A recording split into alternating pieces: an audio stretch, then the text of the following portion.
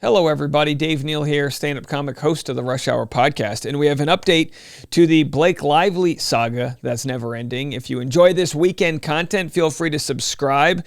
As you know, we like to do it casual on the weekend, illustrated by my hat on backwards and casual aloe sweatshirt. So don't mind me with my laid-back persona as I cover this story, a deleted Instagram post exposed.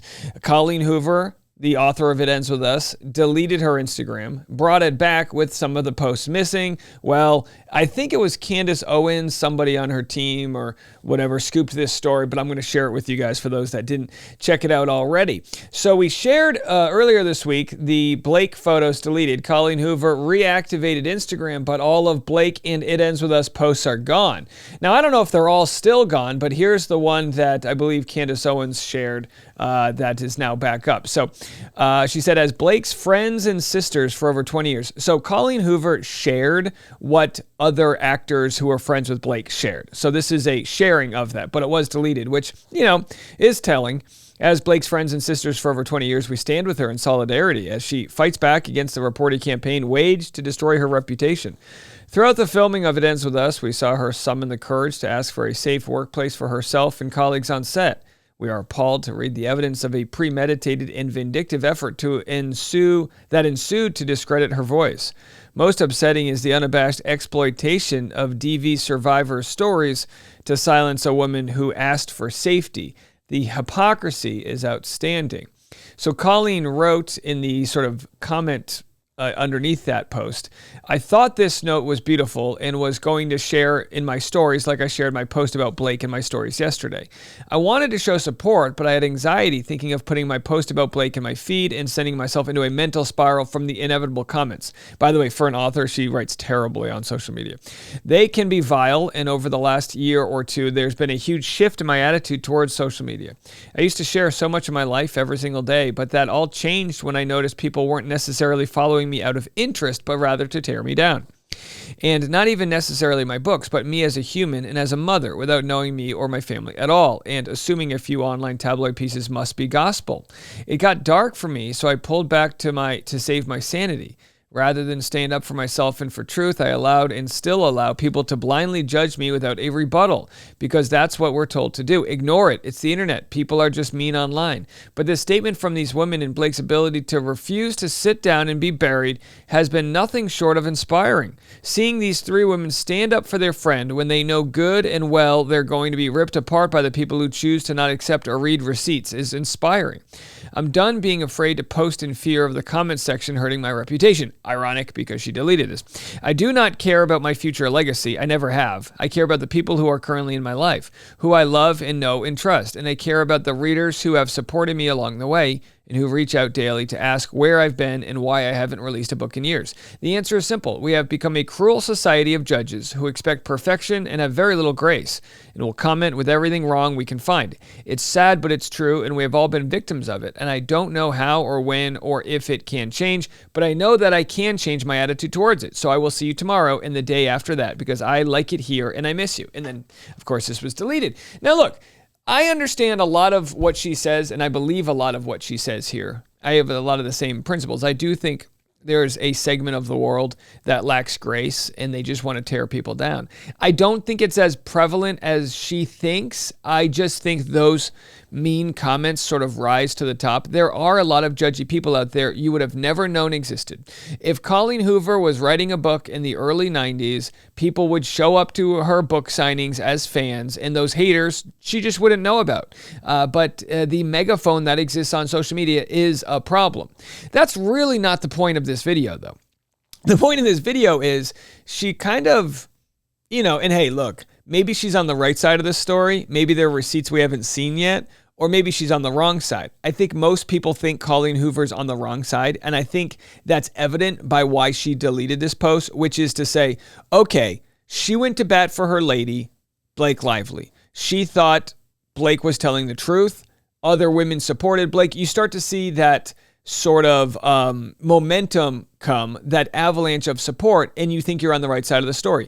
A lot of people kind of go with the wind, and we all fall victim to that. I've been on the wrong side of stories before. I have, absolutely. And I own up to it afterwards. I don't delete I don't really think I delete any videos. I say, yeah, I got it wrong. Here's why I thought that way, and here's what I'm going to try to do in the future to change my opinion. Now, if it comes out, Blake Lively subpoenas Justin Baldoni, some crazy piece of evidence comes out that we didn't have before, and I change my mind, I'll own up to it, and I'll just continue to try to find the truth. And I think most of my audience will appreciate that authenticity, and they'll follow suit. Just like when the tide shifted away from Justin Baldoni in Blake Lively's favor when she released a New York Times article, people went with her.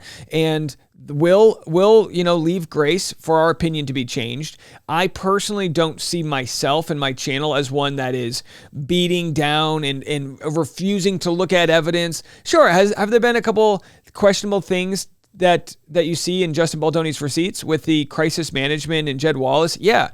If Blake Lively's able to subpoena Jed Wallace, it could be pretty dark to see what that defensive crisis management looks like. But what'll be interesting is kind of understanding that that's not necessarily a proactive thing that's going on.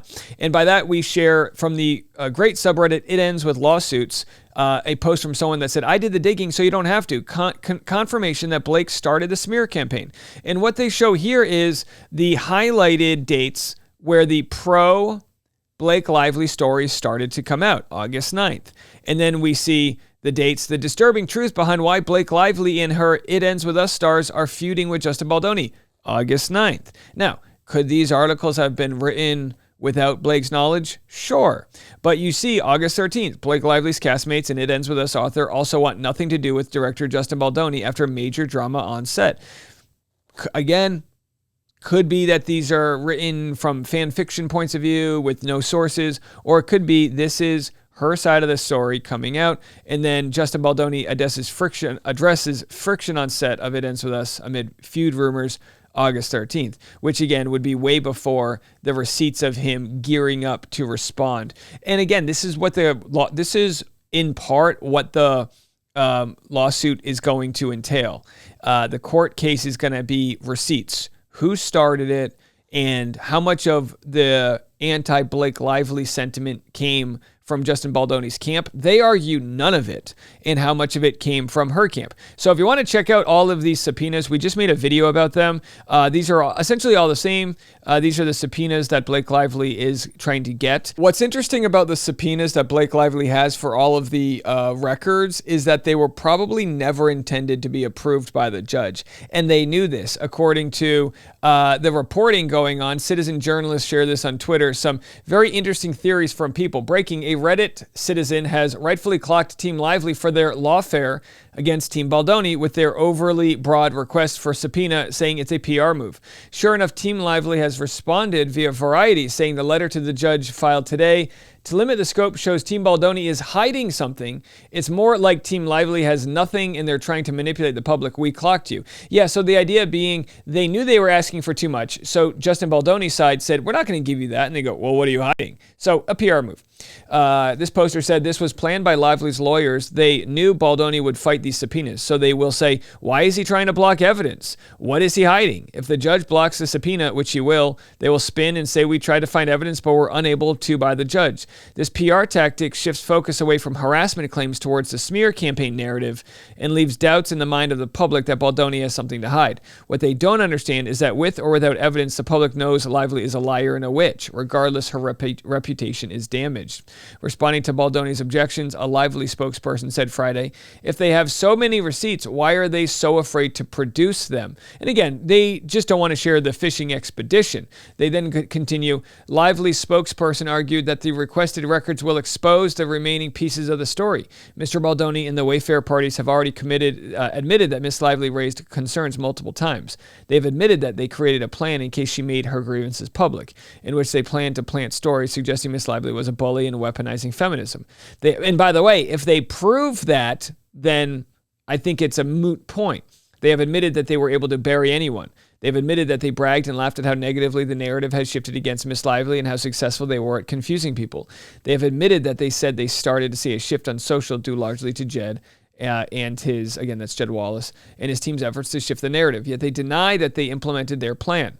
Now they want to block the very discovery that would expose them. If they didn't do it, they would have nothing to hide. Look, very interesting, this idea. If they didn't do it, they would have nothing to hide.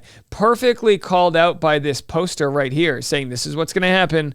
They're going to reach for too much. The judge is going to say, you can't get that. And then they're going to say, well, then what are you hiding behind there? And, it's a good PR tactic for sure.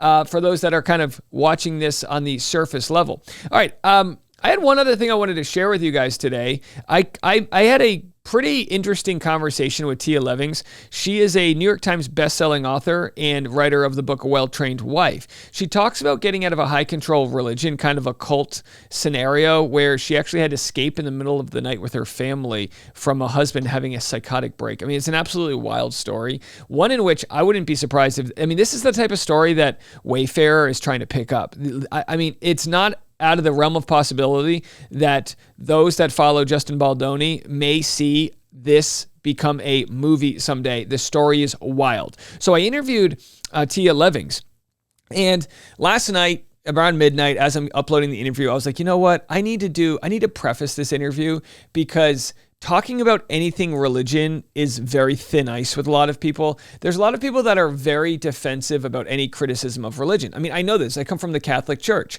Obviously, one of the greatest pedophile rings that ever existed was right there in the Catholic Church, where priests were complicit with, if not indirect, it's one of the darkest times in history, to be quite honest.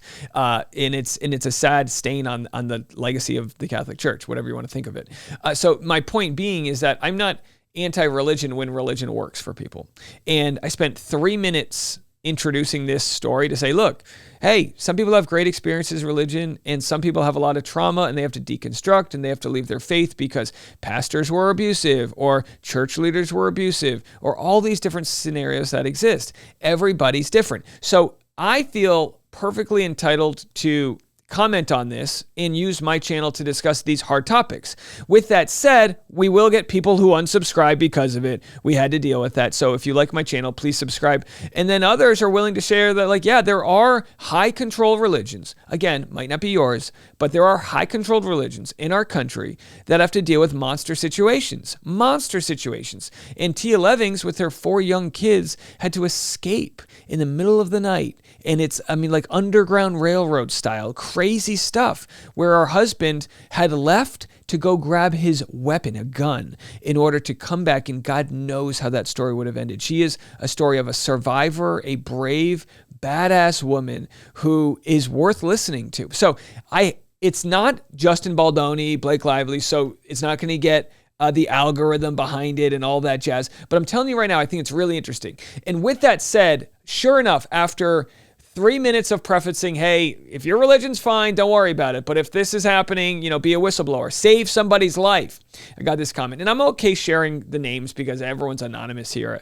They said, I hope you tackle the savage and inhumane treatment of women under Islam. Feel free to visit any Muslim countries by yourself and report back. Many ex-Muslim women have talked about this issue openly. Hope you address those too. Now, I call this whataboutism because I think I can criticize Christianity and the toxicity that exists with high control religion without having to criticize every religion that's out there. But in good faith, I did cover what's wrong with some of the social fabric of some Middle Eastern countries. I have been to Qatar. I have been to other Middle Eastern countries. Saudi Arabia is about to have the Olympics, and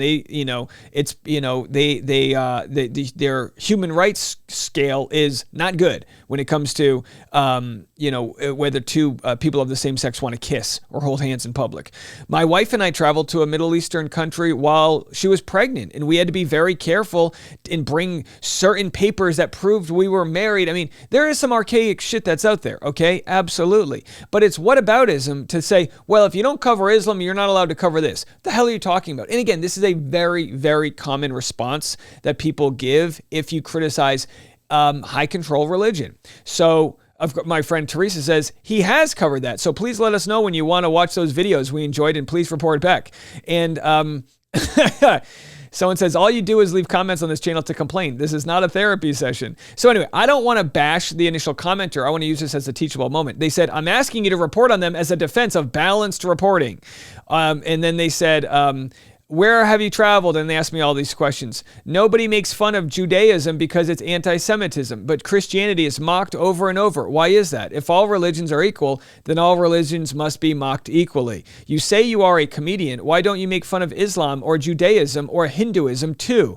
Very bizarre. Very, very. First of all, Christianity is the largest religion in our country. I know a good amount about it, having, grown up in it, and still randomly go to church with my family. And it's not about the good people that go to church and get down on a knee and say a prayer and light a candle. It's not what I'm talking about. So it's a bad faith argument here, and I reject it. I said one of the easiest rules to follow is to not personally insult our audience. Teresa, because she said, Gigi over here made fun of Teresa, who's one of our most loyal audience members, by saying something like, "Oh, you stay at home, mom, don't even work." And it's like Teresa's runs her own successful business. So STFU.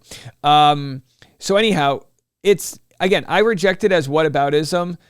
She says I got it wrong. So you guys can judge for yourself.